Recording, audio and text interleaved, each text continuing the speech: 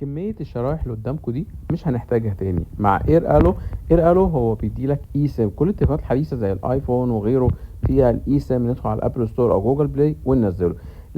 الابلكيشن قدامكم ده في كل تقريبا دول العالم، وفي باكجات زي ما انتم شايفين، بتختاروا الدوله او بتختاروا بريجنال اي سيم، وبتختاروا القاره اللي انتوا هتسافروا فيها لو هتسافروا لاكتر من دوله. على سبيل المثال انا في امريكا اللاتينيه فاخترت لاتين امريكا. زي ما شايفين في باكجات 1 جيجا و2 و3 وكل واحده بسعرها، وفي بيخليني اشتغل في 19 دولة زي ما انتم شايفين: ارجنتين وشيلي وبرازيل وبوليفيا وسلفادور وجواتيمالا والمكسيك ودول كتير جدا زي ما انتم شايفين. وكل اللي احنا بنعمله بنختار الباكج اللي احنا عايزينها وبنختار السعر زي ما انتم شايفين.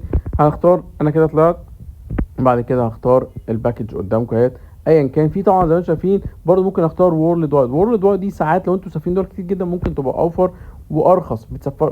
بتشتغل في 124 دولة زي ما شايفين. انا هختار باقة منهم، ودول كتير جدا حتى بتروح للقطب الشمالي شغالة برضو. في القطب الشمالي اخترت الباقة اللي انا عايزها، والباقة هي مثلا الباقة هي قدامكم مثلا.